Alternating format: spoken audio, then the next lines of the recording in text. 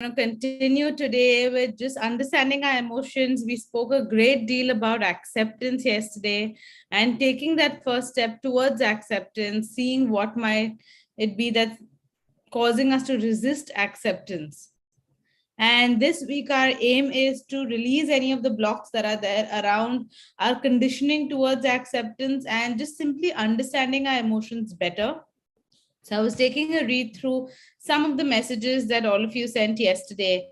And there was a lot of stuff about children, about how children wish to express themselves, about how, that suppression happens. And while we took the generation gap, that was more from seeing things from a parent's perspective. Here we're talking about the formative years of a child and how their mind develops, how their brain develops at that time, how we pick up our perception of emotions, because that all happens in the age of, like, from birth to 3 to 4 years. You've picked up your major emotions, you've seen what those are, and you're in frequency with those. That is what forms the building blocks for the rest of your life, or whatever your beliefs may be for the rest of your life.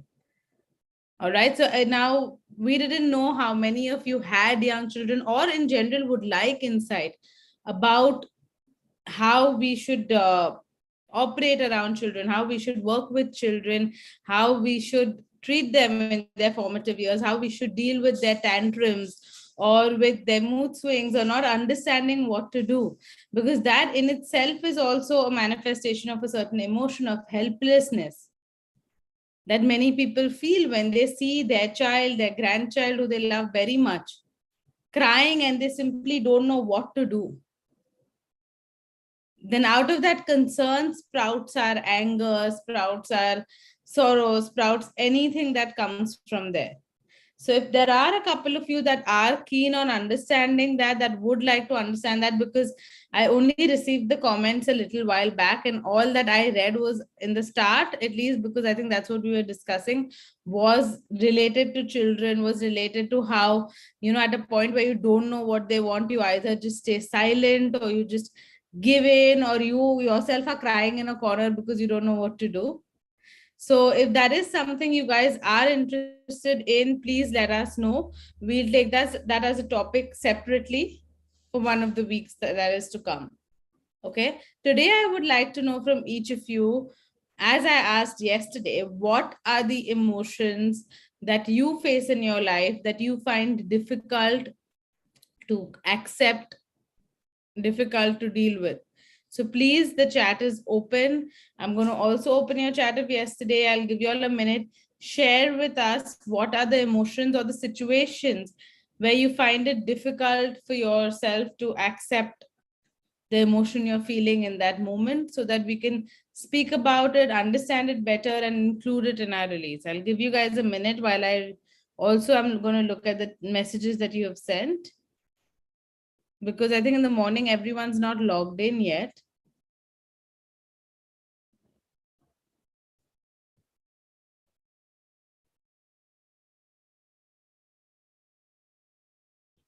Anger, rejection, deprivation. Okay. Others, insensitivity. So Gita has written others, insensitivity, and being misused. So like I asked you yesterday, what I would really like you to do in that moment, Gita, is ask yourself, when others are insensitive to me, when I feel misused, how do I feel? How do you feel in that moment? Because we want to get to the emotion of what you feel. Of course, you can say, I feel misused and I accept myself and heal the same. But is there anything beyond that you feel? Fear. Okay, let's see. Fear, jealousy. Let's read from the start.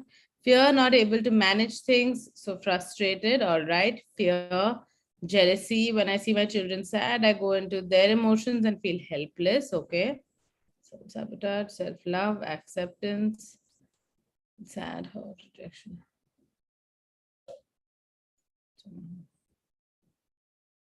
Anger, frustration, sad. Gita has responded. Okay.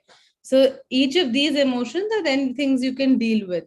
So which is when we feel that medley of emotions, which is why also we feel flustered actually, we feel overwhelmed.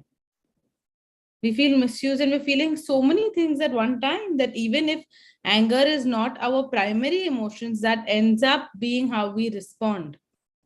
Now, I've had so many people, and there's a lot of fear that is written here. So I'm going to address fear as one of the major emotions that is there as well. But there's also a lot of people, other than fear, the second pattern that I see that most people are saying that they would like help with is the feeling of helplessness when people blame you for something you haven't done, feeling sad, hurt, and rejected when you're not accepted by your closed ones. Again, like Geeta said in the start, also feeling misused and all of those things. So somewhere the anger also that comes from it, because a lot of people, what ends up happening is that they will come to us, and I have had people with chronic anger issues come in for sessions. They've come in because they have anger issues. Okay, and it is affecting their relationship. They've received ultimatums in their relationship where it is like, okay, I cannot take their anger. They either go to a therapist and get it healed, or I'm going to leave them. I've had clients like that fly in from London saying, listen, I have to deal with this. But do you know what is the one common thread I have seen with most people that have come into my cabin for anger issues? Can anyone guess? What would be the most common thing for people that have all walked in because they apparently have very prominent anger issues? Vulnerability, and angry at self, unforgiveness. That's correct, actually. Most of the people that have walked in for anger issues have been some of the actually kindest people I've seen in a session. They've been some of the mildest, most open people that have come to me in a session. And the big thing that I ask them, what are you really angry at? And the thing that they seem most angry at is the fact that they lost their temper, is the fact that they lost their temper and got angry and hurt somebody they loved. They're most angry at themselves for being unable to handle themselves in that situation. And when we work on it, when we work on, like I told you yesterday, sometimes we mislabel the situation we are in. I am in a situation and I'm actually feeling very, very helpless. I do not know what to do in this situation. I'm suddenly I have my whole day planned and suddenly someone tells me, no, now you have guests coming at home, so you have to stay here. Now I'm overwhelmed, I'm feeling helpless. I had all these plans. I don't know what to do about them. I don't know how to rearrange my day. I don't know if I can do that. Okay, there could be side notes, of course, I should have been asked what I was doing, whatever it was.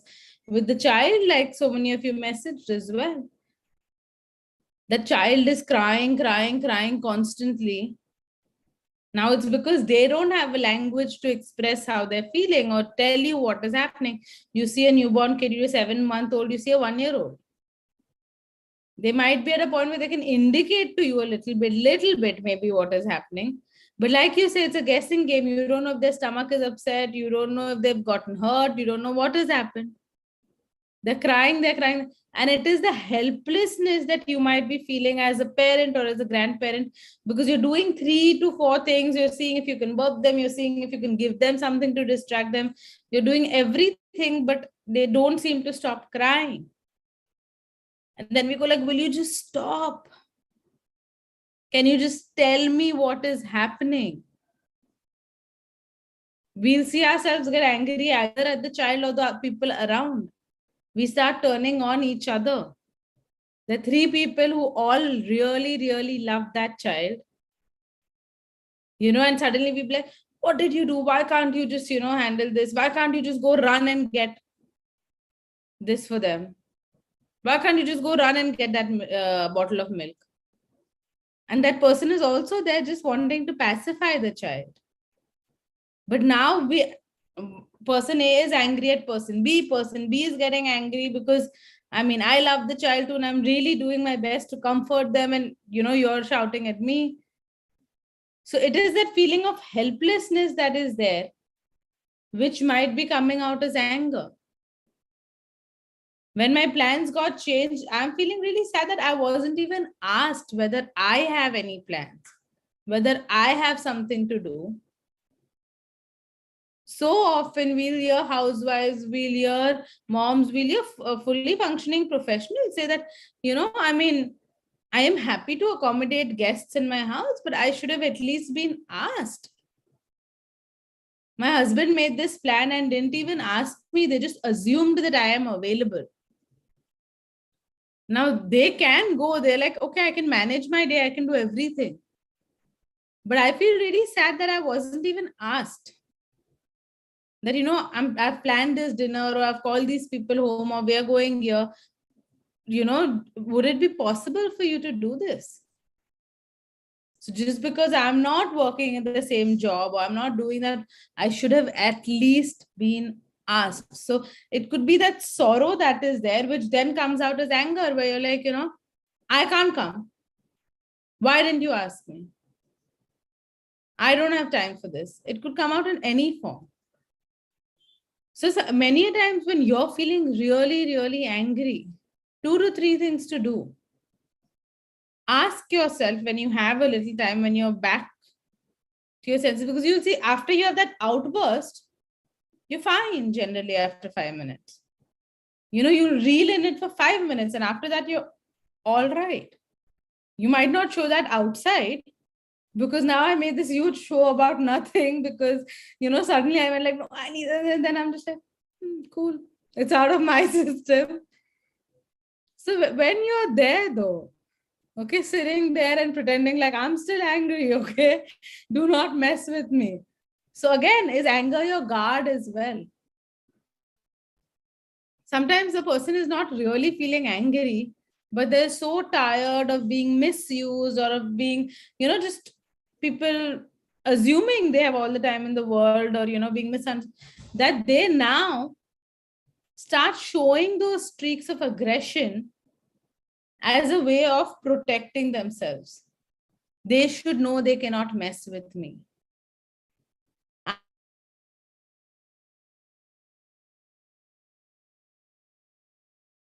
Go.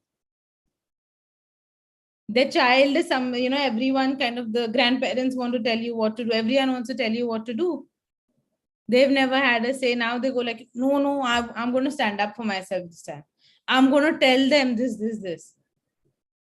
It really takes a lot of them, because that they might be very, very soft spoken. That might not be how they generally respond.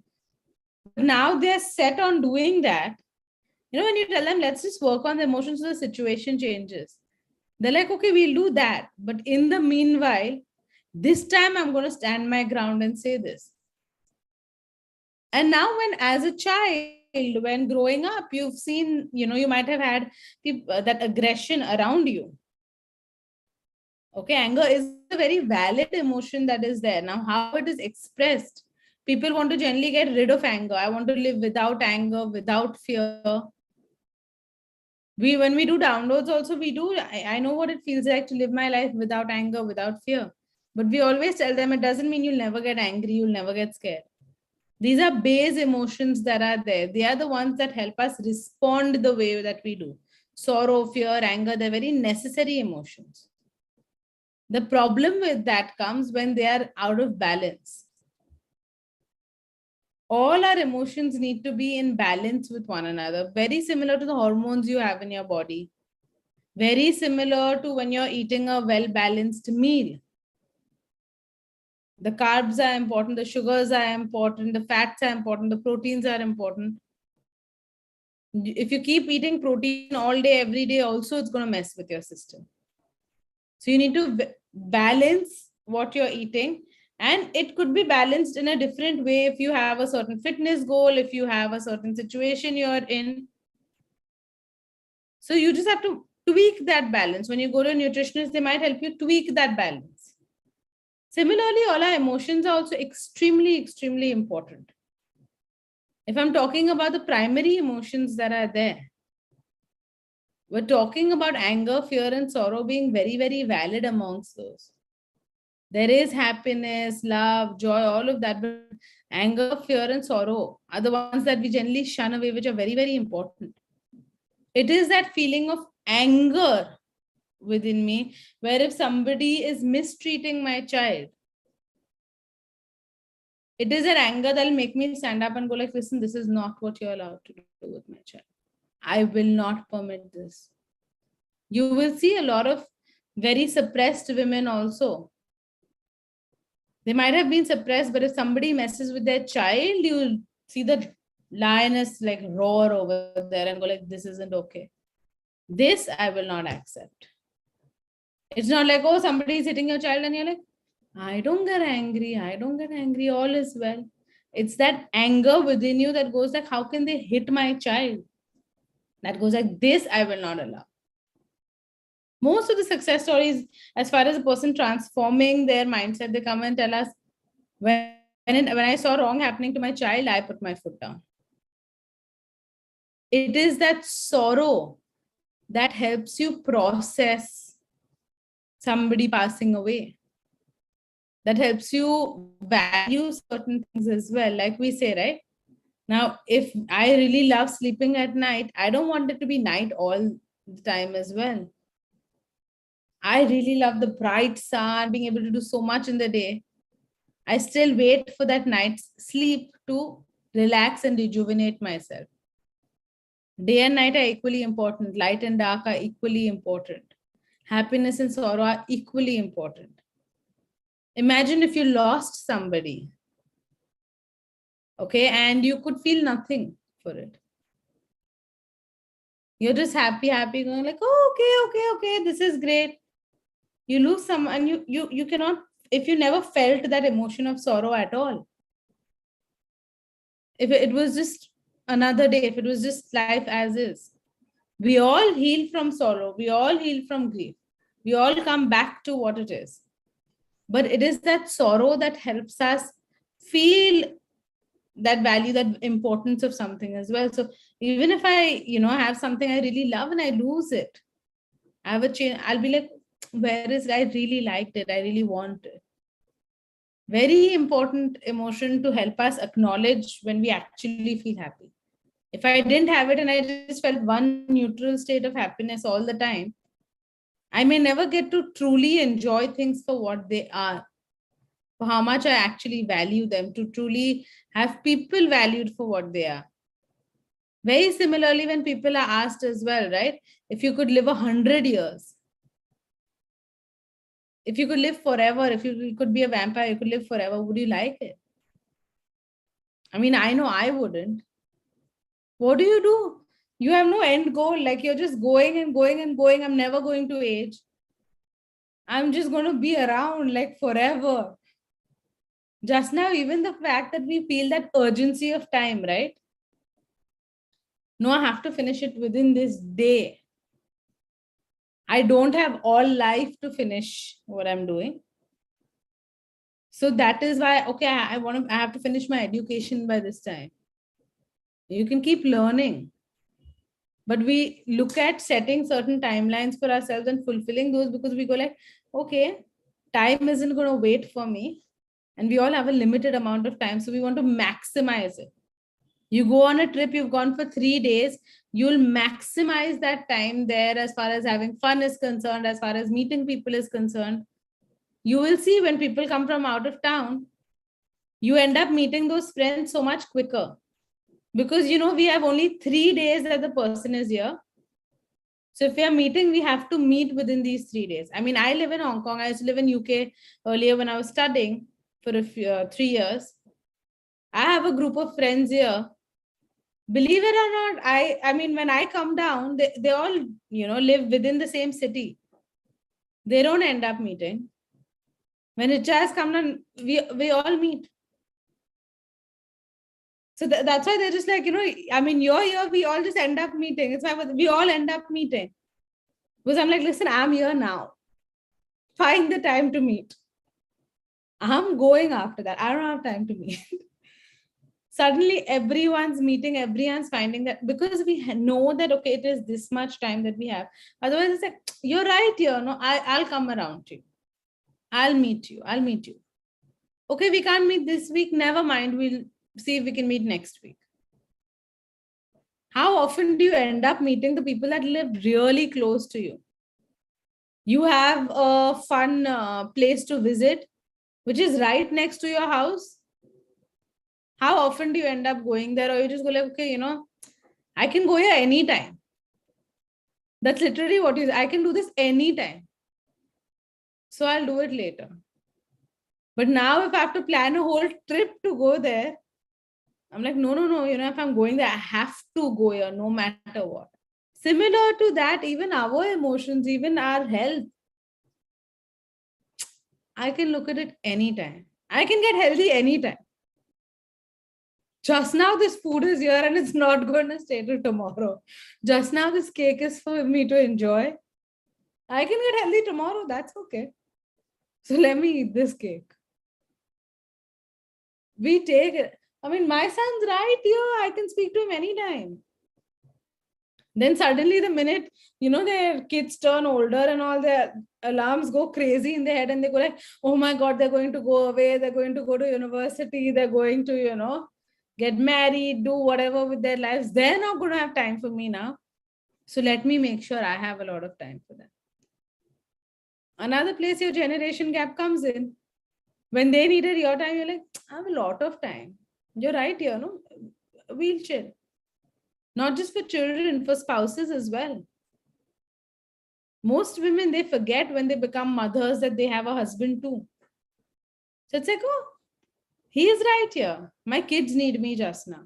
My mother-in-law needs me just now. My husband's right here. We can chill together anytime. Let me go and put my child to sleep just now. We can do dinner anytime. Let me fix a play date for them now. Let me go, help my mother-in-law. So what do we end up doing? You end up spending that much time making sure that your kids who are going to flee away, I have time for them. Or your kids that are away, I have time for them. This person waits and waits and waits and waits till they form a different life around themselves. Because of course, one of the best qualities we have as human beings is our ability to cope with any situation, to adapt.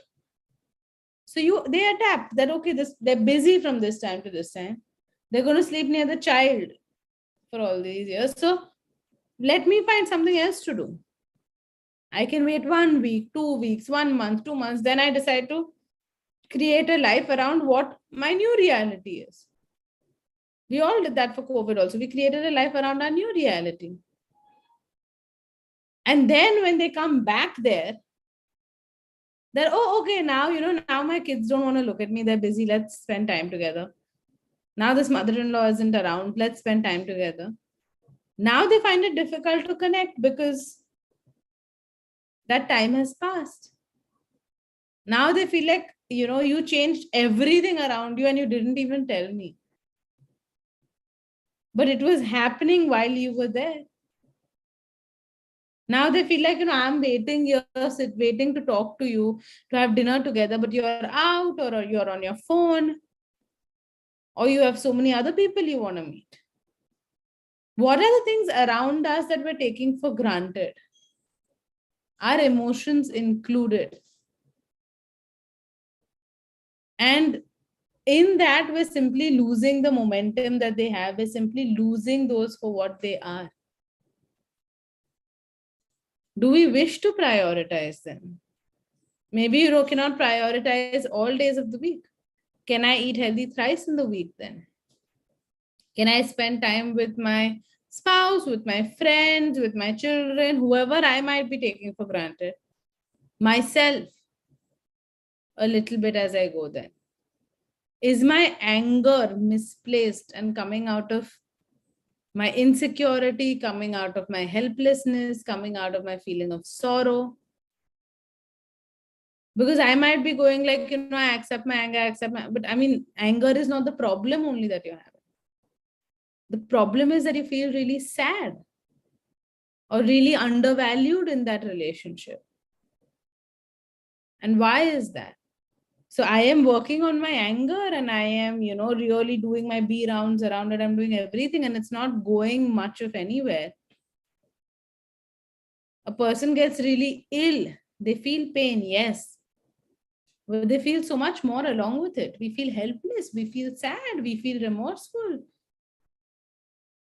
And all these emotions are going on in our head, and we cannot explain it to the people around because they're on another tangent altogether. How many people come and ask, how are you really feeling today? And just give us time and space to talk. No judgment there. So much of therapy happens when we aren't even really doing anything, but they will say, just listening to you, or just, being able to speak to you, I feel better. And we've done nothing. We've done no theta, no downloads, no nothing. I had started my journey in healing with doing charitable sessions. We had a charitable clinic. We used to charge 200 rupees an hour, which is to go to charity. And before I started charging people for sessions, I wanted to make sure that whatever I was doing was actually, because it was intuitive. It was just like, oh, okay, this is easy. I don't know if it actually helps people. So to see that it actually doesn't make a tangible difference in people's lives. And I had a person who would be there every time. That time I used to do Saturdays 2 to 5, the charitable clinic that was there. And it was like, okay, but I don't know if you need a session now. He had changed 6 therapists and come to me. And every time you ask, okay, so how are things now? There would be 60% things that would work in there, but this is not working. At a certain point, I felt so flustered that, okay, maybe, whatever I'm doing is not helping. So I said, listen, I've done everything I knew how to help you. Maybe you shouldn't be wasting your money and coming here. Maybe I cannot help you. Next session onwards, everything was working out for them.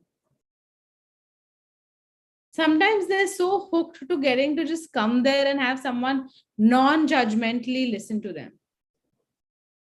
When they say, I felt really angry that they did not listen to me, I felt really sad that it felt this way, and nobody is there to come and fix it.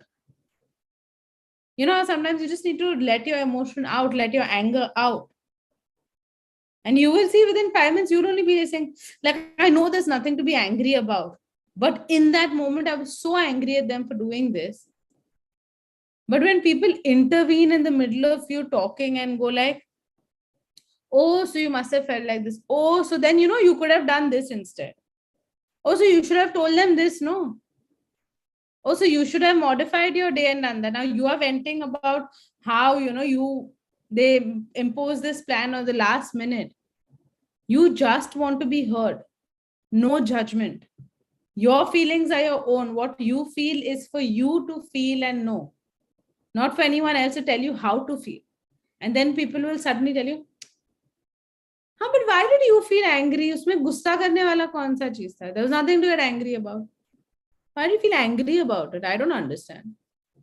Or they tell you, oh, so you should have just, scheduled this meeting before and you could have gone for the dinner that was there.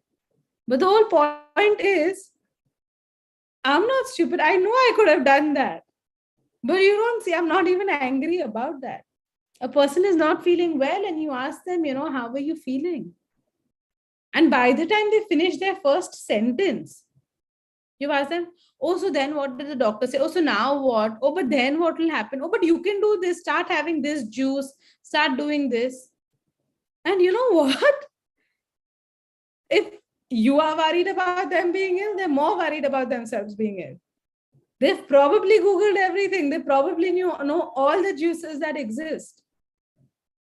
They just want to talk to you and get comfortable to the point where they can actually tell you what's bothering them. Because what is actually bothering them, what a person is actually feeling. We're so not used to raw emotion that it takes a while for people to get there. Anyone. somebody asks me with all the concern in the world and truly caring about me, how I feel also.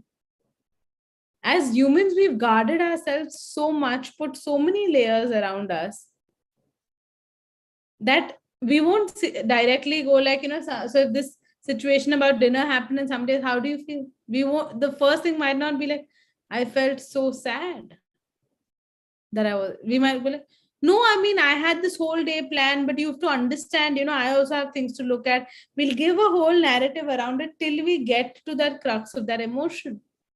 We're so scared of being judged as well, that a person is going to judge me for feeling the way I am. So today, if when I asked you guys how you feel, today if a Gita wrote over here that I feel like misused, or I don't remember the exact word, I'll look it up. But it was a crux emotion that had layers beneath that as well. Being misused, others' insensitivity being misused. Today in a healing forum, you might still get, skip a couple of layers and get to what might be beneath a few layers. But if the same thing, if an person around you asked you, you will see, you will first give a backstory, then get to it, because all of that also stems somewhere from our fear of being judged. They're going to think I'm so weak. Everything affects me. I'm so vulnerable. Everything affects me. So even if with nobody else, you guys, are you taking the time within yourselves to accept your emotion for what it is? To give it that priority? Take your time to go to another person and do that. In fact, when you're very sure that, I feel sad and there's nothing wrong to it. Question, of course, after that comes that, do I want to stay in this feeling of sadness or do I want to rise above it? But I do feel sad. And I accept it and heal it. You will see at that point, you also feel it's easier for you to share with the people around you. There's nothing wrong with having a support group. There's nothing wrong with having people who just want to listen to you. I call them my personal cheerleaders. There'll always be that, one friend who, no matter what, when you tell them, you don't feel all right, for them in every given scenario, you're the hero. So that also we resist, right? And it's like, no, you see the situation. They'll be like, no, the people around you are all crap. They all say this, you're the best. Like, you're right. I'm sure you're right. They don't even need to know the situation. They're very sure you're right. Then you'll be like, you just say this because you love me. But actually, I know I'm a horrible person. My kids don't want me around. Like, no, but I'm telling you, you're amazing. They just don't realize how amazing you are. And you're like, no, you just say this because you're biased. Listen to me. Either way, we want to be heard. We want people, people to understand the spectrum that is there. Let's start that with understanding the spectrum that we feel. Let's start by seeing what is the actual emotion that I feel. Start there. It's okay. You don't have to ace it, get it right. It's your emotions. If you're not going to get to the very bottom emotion, you'll get to one layer above that. And you've still made a lot of progress. Just understand it's okay to feel what you feel. It's okay to feel helpless. It's okay to feel angry. It's okay to feel sad. It does not tarnish your happy aura. Darkness is a part of the light. And when you acknowledge it, when you allow it in, when you accept it, it can truly shine. It is through those cracks that the light truly enters. Okay, so it's okay to feel what you feel. It's okay to share it if you want to. And it's okay to prioritize your emotions, your needs, and to, in the very least, accept them. Coming on the topic of anger, like I said, one of the things that people who have anger issues feel most angry about is that they actually lost their cool. So when I talk about misplaced emotions, that is something that we help them understand in therapy and redirect them to actually processing what they feel, automatically the anger issue goes away. The second part to their session that gets very important is the self-forgiveness. Most times the misplaced emotion comes out of them feeling so angry that they couldn't control their emotions. That now they have this pent up anger and nowhere to remove it. And then just when they don't expect it at all, it comes out. They'll say, I also don't know why I got so angry. There was nothing to get angry about. I have no idea why I got so angry, but in that moment, I just lost it. Okay, so allow yourself to forgive yourself. You're feeling really angry, you're feeling really sad, you're feeling really, like I made a wrong decision, I was taken advantage of, I feel helpless. We cannot go back in time. We're like, okay, it's okay. I feel this, I accept it, I choose to heal it. Allow this. The minute you say, I choose to heal it, though, you'll allow the solution to come forward as well.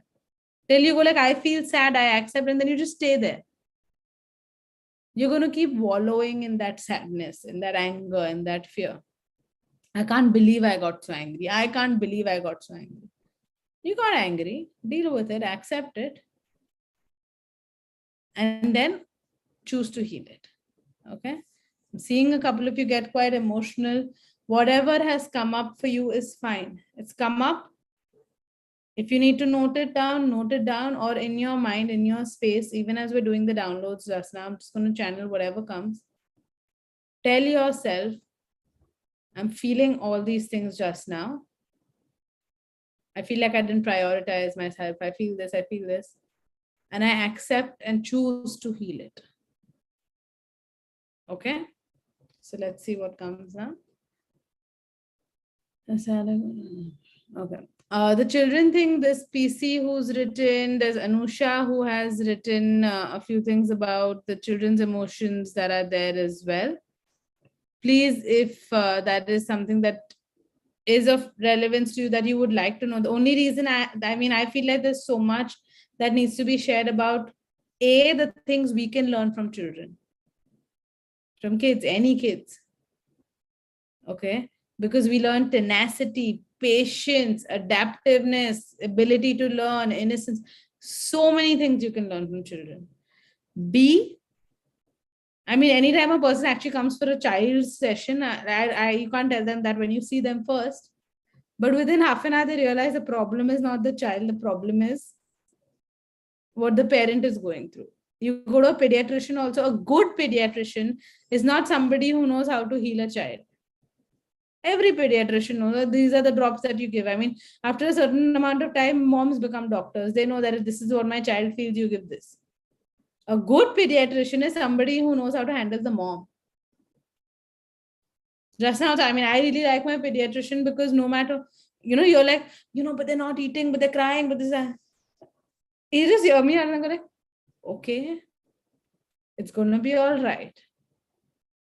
But in that 1 minute, because you will see, you'll be in that stream of things. Hey, doctor, can I call you? Can I call you? In 1 minute, you'll tell them everything that has happened in the last 24 hours. Okay. Don't worry, we can handle this. Let's do this. And if it doesn't help, you call me back. I'm right here. You're like, okay. You're sure not this happened. Okay, don't worry. I'm here. If it doesn't work, no, you call me. They'll never debate you. They will never tell you that, what you're saying, it has no relevance to anything. I remember when I came back from Pune to here, I was in Pune for 3 months.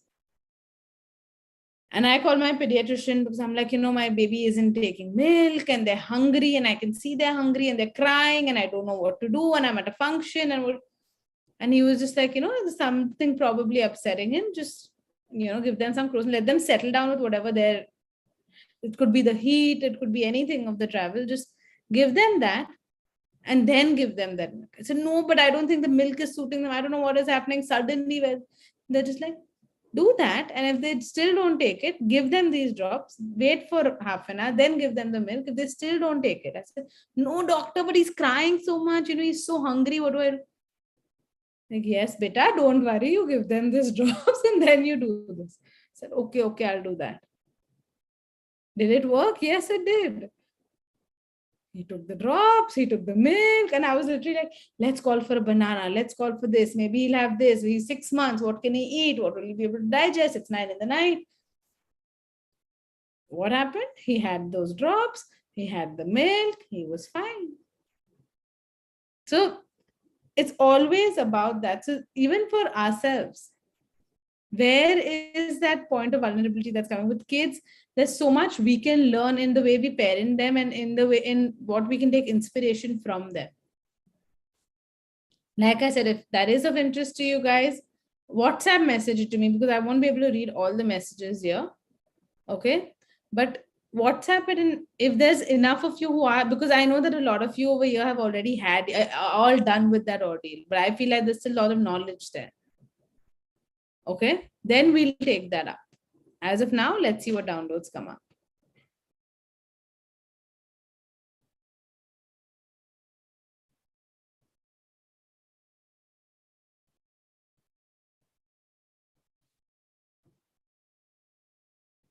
So just close your eyes, everyone, and allow yourself to take in 3 deep breaths. Breathing in through your nose and breathing out through your mouth. Breathing in through your nose, that feeling of calm, collection, just centering yourself as you breathe in through your nose. And as you breathe out through your mouth,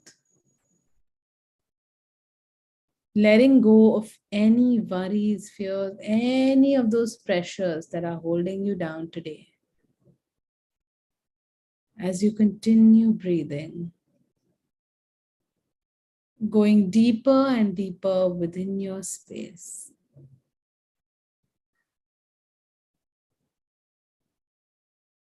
Allowing yourself to connect to yourself, to connect to your emotions, to connect to what you feel, to connect to who you are, and to feel thankful that you're able to feel this magnitude of emotions that as you do. All these emotions that we constantly feel, that we feel bore us down sometimes even, that we feel so happy about some days, and that we feel so burdened by on other days. The fact that we feel so much. Feeling gratitude for that today, feeling gratitude for that in this very moment. Because the ability to feel this multitude of emotions is a privilege you have on this third plane, in this form of a human being. And your job is to actually learn how to feel these emotions and master them, to master the balance between these emotions. It is these emotions that make your human journey so beautiful, so colorful, so varied, and that give it that depth. So feeling gratitude now, saying thank you, God, for allowing me this beautiful human experience and this amazing spectrum of emotions that I can feel. I accept my human experience now as one that allows me to grow, as one that allows me to learn. I feel thankful for it. I know that my true growth in my spiritual journey as a soul is through this human experience and through this mastery of emotions. So thank you, God, for allowing my life to be interesting, for allowing me to feel so many emotions, for allowing me to make this experience real, to make it true.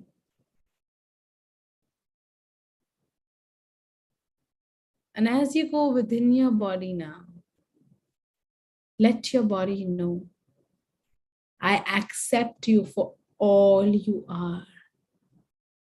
I love you.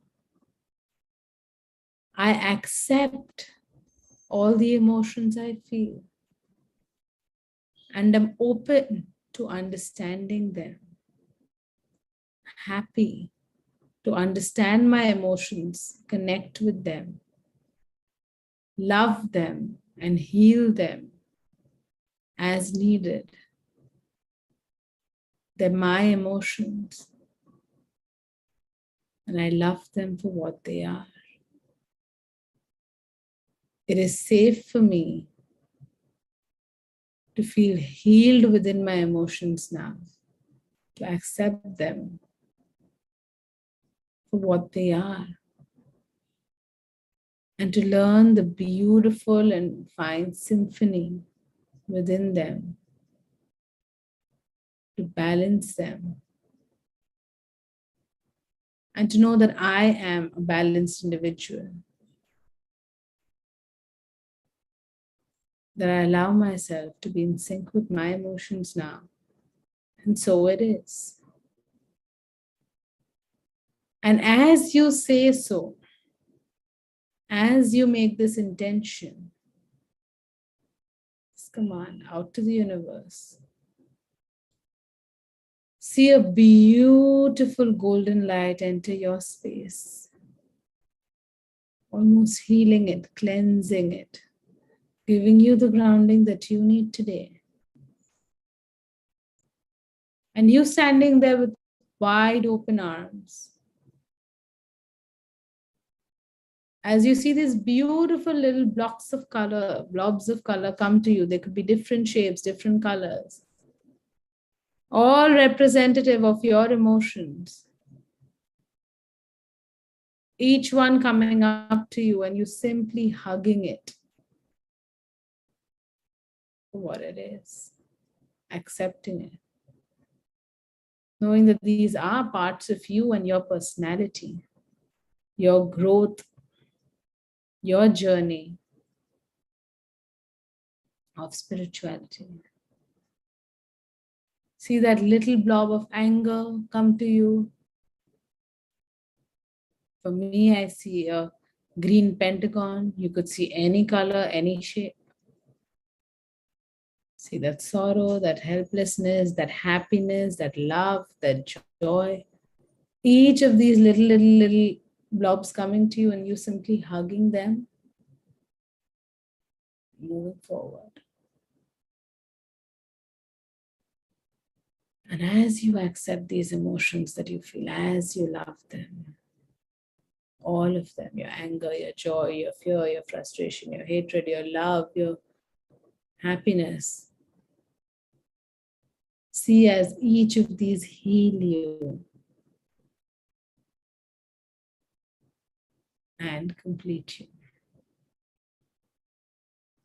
And whenever you feel ready, then feeling centered, feeling grounded, feeling so incredibly grateful for this experience as a human being, for having the chance to and the opportunity to experience so many emotions as you do. Feeling grateful, feeling blessed, feeling centered and grounded and in complete alignment. Ground yourself. Feel these colors within you. And simply with a big broad smile, open your eyes.